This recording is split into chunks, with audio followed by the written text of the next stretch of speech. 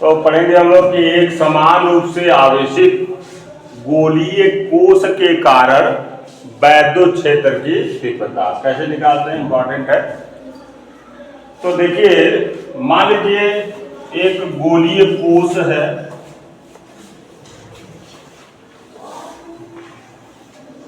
जिसका केंद्र क्या है, O है, और त्रिज्या क्या है जी, R, राइट।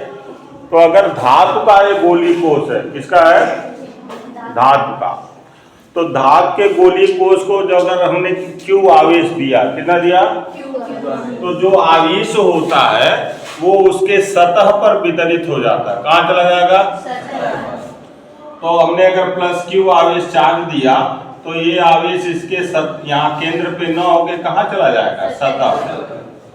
तो एक समान रूप से आवेशित हो गया ना, जो कह रहा है, तो इस पे एक समान रूप से आवेश फैल गया। अब इसके कारण हमको वैद्युत क्षेत्र की तीव्रता निकालनी है, तो हम तीन स्थानों पे वैद्युत क्षेत्र की तीव्रता इसके कारण ज्ञात कर सकते हैं। एक तो इसके केंद्र से R दूरी पर, तो केंद्र से R दूरी पर मान लीजिए कोई बिंदु P है, इस पे ज्ञात करेंगे।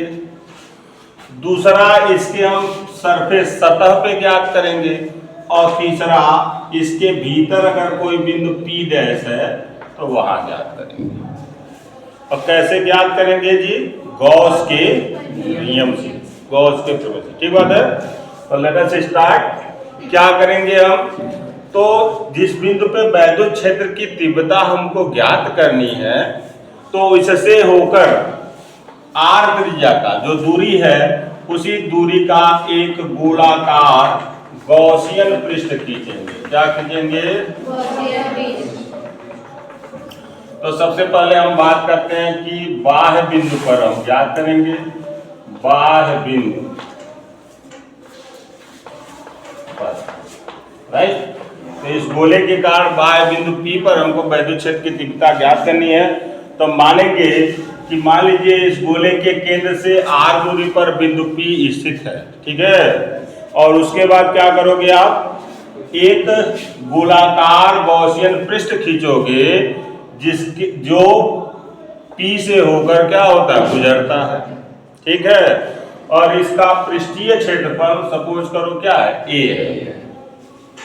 अब गोले का पृष्ठीय क्षेत्रफल होता कितना, 4 पाई R स्क्वायर, कितना होता है, 4 पाई R स्क्वायर। तो R ये गोले का है, तो सॉरी ये स्मॉल R स्क्वायर, ठीक है, कोई दिक्कत नहीं, यानी गॉसियन पृष्ठ की त्रिज्या होगा। अब उसके बाद हम क्या करेंगे, क्या करते हैं, एक पृष्ठ अवयव लेते हैं। क्या लेते हैं जी, गॉसियन पृष्ठ का एक पृष्ठ अवयव है, और मान लीजिए क्या है जी, dA है। और हम जानते हैं कि समतलीय जो क्षेत्रफल होते हैं वो क्या होती है, सदिश राशि होती है। तो इसका ये सदिश राशि होगा, तो इसका क्षेत्रफल सदिश क्या हो गया, वेक्टर dA, क्या हो गया, ठीक बात है। और आवेश के कारण वैद्युत क्षेत्र की तीव्रता क्या होती है, आवेश से दूर होती है। तो इधर वैद्युत क्षेत्र की तीव्रता वेक्टर EB इस बिंदु पे काम करेगी। इसी को हमको पॉइंट आउट करना, निकालना है। समझ में आ गई बात, कोई दिक्कत नहीं। और कैसे निकालना है जी, गॉस के नियम से निकालना। तो क्या करेंगे हम, तो लिखेंगे गॉसियन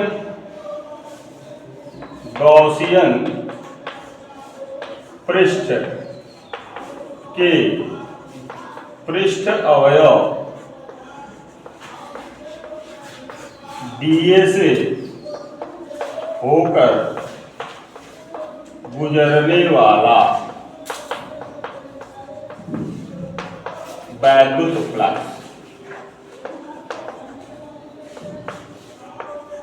राइट। तो क्या होगा, d फाई E, छोटे हो से कितना फ्लक्स गुजरेगा, d फाई।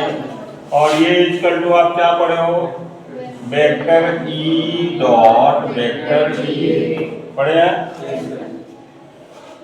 ठीक बात है। अब चूंकि वेक्टर ई और डीए एक का दिशा में है तो इसलिए इनके बीच कोण क्या होगा? शून्य होगा। अच्छा, तो संपूर्ण गॉसियन पृष्ठ से गुजरने वाला वैद्युत फ्लक्स क्या हो जाएगा? तो इसका समाकलन कर देंगे। तो समाकलन करोगे तो क्या होगा? फाई इक्वल टू इंटीग्रेशन आप बंद पृष्ठ के सापेक्ष कर रहे हो और किसके खिलाफ? ए और vector E dot vector D, right. और ये हो जाएगा फाई ई बराबर, अब देखो ये ई इंटू डी ए कॉस 0 होगा तो आ जाएगा ई इंटू डी ए और ई बाहर ले लेंगे, integration against A to B, vector हट जाएगा क्योंकि vector E dot vector D A बराबर E into D A cos 0 होगा, कॉस 0 का मान 1 होगा तो क्या आएगा? E into. ठीक बात है, कोई दिक्कत नहीं। फिर पुनः पाई ई बराबर ई इंटू, अब इंटीग्रेशन ऑफ डी ए, यानी ये छोटा सा भाग था इसका समाकलन करेंगे, छोटे छोटे भाग मिलके पूरा गोला हो जाएगा तो वो क्या हो जाएगा? 4 पाई आर स्क्वायर। कोई दिक्कत नहीं है। अब पुनः गॉस के प्रमेय से, गॉस के नियम से क्या नियम होता है? सूत्र क्या है? Phi E equal to Q upon epsilon. ये वैल्यू इसमें पुट करेंगे तो इसलिए आ गया Q upon epsilon not equal to E into 4 pi R square. ठीक बात है। हमको ई निकालना है तो ई इक्वल टू हो जाएगा, इसको इधर ले आओगे आप तो 1 upon 4 pi epsilon not Q upon R square.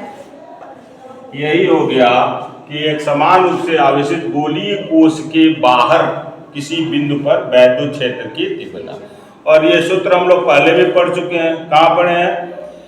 किसी बिंदु आवेश के कारण, ठीक, आर दूरी पर वैद्युत क्षेत्र की तीव्रता का यही क्या होता है? सूत्र होता है।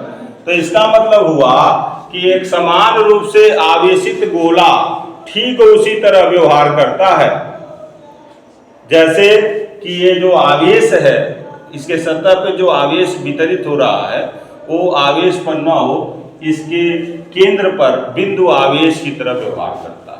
अंडरस्टूड? ठीक बात है। अब देखो दूसरा, भाई जगह नहीं है तो इसी में बना दे, यहाँ लिख देते। दूसरा पॉइंट है गोले के पृष्ठ पर, कहाँ निकालेंगे? पृष्ठ माने सतह पर। अगर हम ये यहाँ था, अब वहां न निकाल के यहाँ निकालें तो उस केस में भी ऐसे, या तो मानो आप फिर गॉसियन पृष्ठ जो भी है करो, नहीं तो उसका तरीका क्या है? यहाँ हो गया तो उस केस में क्या हो गया? R इक्वल टू R, और यहाँ क्या था? R is greater than R था, और यहाँ क्या हो गया? R is equal to R, यानी अब स्मॉल r की जगह इसमें क्या पुट कर देना है? Capital R। तो E इज इक्वल टू हो जाएगा 1 upon 4 by epsilon not Q बटे R स्क्वायर, कैपिटल R। ठीक बात है। अब तीसरा पॉइंट लेते हैं। तीसरा पॉइंट यहां लिखते रहे भैया कि गोले के भीतर